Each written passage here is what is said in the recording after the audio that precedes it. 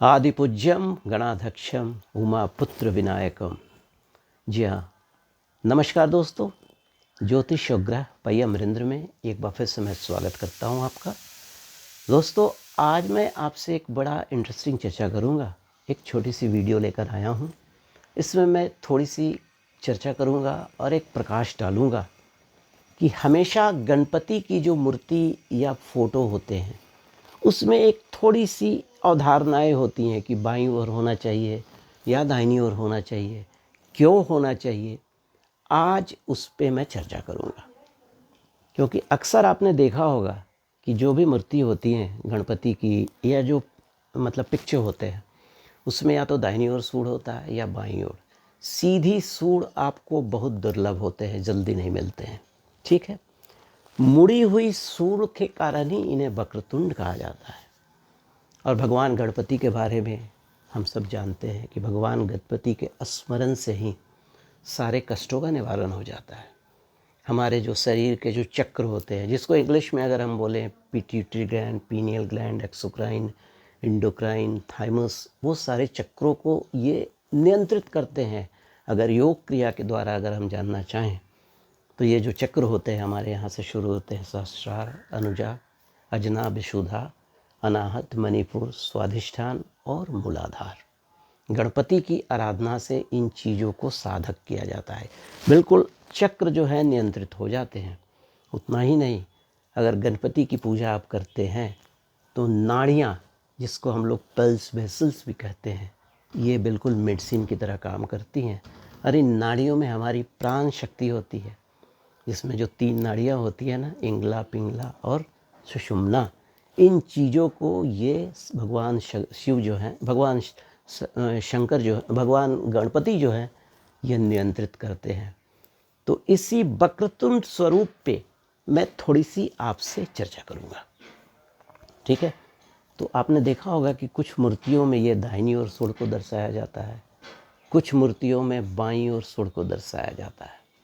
तो ऐसी मान्यता है कि अगर दाहिनी ओर सूंड वाले गणपति को अगर बनाया जाता है तो यूजुअली वो टूट जाते हैं।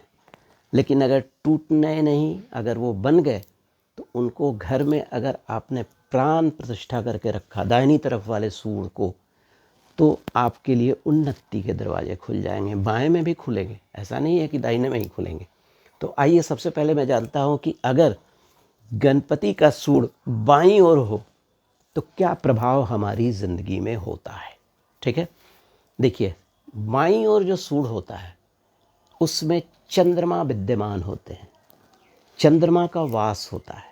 तो चंद्रमा हमारे मन, हमारे जो मस्तिष्क और जो हमारा सेरेब्रल फ्लूइड है और भी जो चेतन है, चेतन अवस्था है, उसको कंट्रोल करते हैं।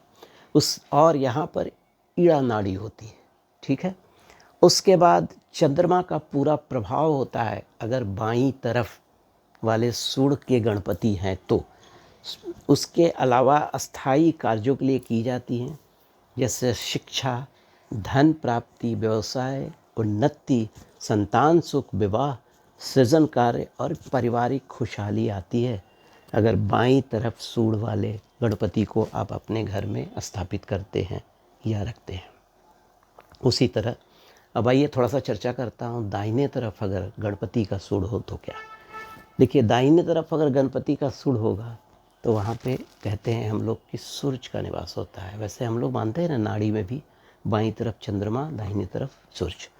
तो सूरज का वहाँ पे प्रभाव होता है। और वहाँ पे पिंगला स्वर, जो कि सूरज से प्रभावित होती है, जैसे 3 नाड़ियाँ मैंने आपसे कहा ना, इंगला, पिंगला, सुषुम्ना, तो ये पिंगला स्वर से प्रभावित होती हैं और सूर्य का पूरा वहाँ पे समावेश होता है। और जैसा आप जानते हैं कि जन्मपत्री में अगर सूर्य मजबूत हैं तो धन, मान, यश, पद, प्रतिष्ठा सब कुछ आपके पास चले आएंगे। और आपके पास अगर दाहिने सूंड वाले गणपति आ गए हैं तो उनको आप प्रतिमा का पूजन करके घर में रखिए। आपके जितने भी विघ्न हैं उनका विनाश हो जाएगा, शत्रु पराजय हो जाएंगे, विजय प्राप्ति हो जाएंगे। उसके अलावा प्राण शक्ति में वृद्धि हो जाएगी और प्रदर्शन जैसे कार्यों के लिए ये फलदायी हो जाएगा। और ऐसे भी गणपति को विघ्न विनाशक भी कहते हैं। गणपति की अगर पूजा श्रद्धा से की जाए तो सारे विघ्नों का नाश हो जाता है ना। कहते हैं वक्रतुंड महाकाय सूर्यकोटि समप्रभ निर्विघ्नं कुरु मे देव सर्व कार्येषु सर्वदा। आइए कुछ और चर्चा करता हूँ आपसे। देखिए, सीधी सूंड वाली जो गणपति होते हैं उसमें सुषुम्ना स्वर माना जाता है। जैसा हम जानते हैं सुषुम्ना जो नाड़ी होती है, जो स्वर होता है, वो पूरे 24 घंटा में 4 बार 4 सेकंड के लिए आते हैं और ये अच्छा नहीं माना जाता है। लेकिन जब गणपति के पास आएंगे ना तो उनके सारे नेगेटिविटी ख़त्म हो जाएगी। तो सीधी सूंड वाली मूर्ति में आप रिद्धि सिद्धि की आराधना कर सकते हैं, कुंडली जागरण कर सकते हैं, मोक्ष प्राप्त कर सकते हैं, समाधि आदि के लिए सर्वोत्तम बनाए गए हैं। और सीधी सूंड वाले गणपति की आराधना यूजुअली संत समाज के लोग करते हैं। अब आइए कुछ मंदिरों की चर्चा करता हूँ। देखिए, आप सिद्धिविनायक मंदिर में देखेंगे सूंड का जो मुख है वो दाहिनी तरफ है। ये आस्था, आय और प्रसिद्धि शिखर पर है उस मंदिर में। कुछ विद्वानों का मानना है दाहिनी ओर शुभ, कुछ मानते हैं बाईं ओर शुभ। दोनों का अलग अलग महत्व है। स्थापना घर में करें तो दाईं ओर वाले भी शुभ होते हैं, बाएं ओर वाले भी शुद्ध होते हैं, शुभ होते हैं। सिद्धिविनायक कहते हैं कि सारे कार्य सिद्ध हो जाते हैं दर्शन से। सिद्धिविनायक मंदिर में अगर आप जाते हैं तो, है ना। वास्तु दोषों का भी नाश हो जाता है अगर गणपति की कोई भी मूर्ति दाहिनी ओर हो या बाईं ओर हो। और इम्पॉर्टेंट जो मैं आपसे चर्चा करूंगा कि घर के मुख्य द्वार पर बाईं सूंड वाली ही गणपति लगाएं, दाहिने तरफ वाली नहीं, जिसे हम विघ्न विनाशक कहते हैं। तर्क है इसमें, जो रीजनिंग है कि अगर हम बाहर जाते हैं तो जितने भी विपदाएं हैं, नेगेटिविटी है, उसको लेकर लौटते हैं। तो घर में प्रवेश करने के पहले इन चीज़ों का समन हो जाता है। चलते चलते एक और इम्पॉर्टेंट चीज़, कि गणपति की मूर्ति या फ़ोटो जब भी आप दरवाजे पर लगाएं तो इस तरह से, अगर दरवाजे के बाहर में ये आपका है तो उसके ठीक पीछे ये। इसका रीज़न क्या है कि गणपति के आगे रिद्धि सिद्धि होती है, पीछे दरिद्रता होती है। तो जब आप इस तरह से कर लेंगे ना तो ये समावेश, मतलब ये एक तरह से समझिए वो मतलब ये स्टॉप हो गया। इधर भी रिद्धि सिद्धि हो गई, इधर भी रिद्धि सिद्धि हो गई।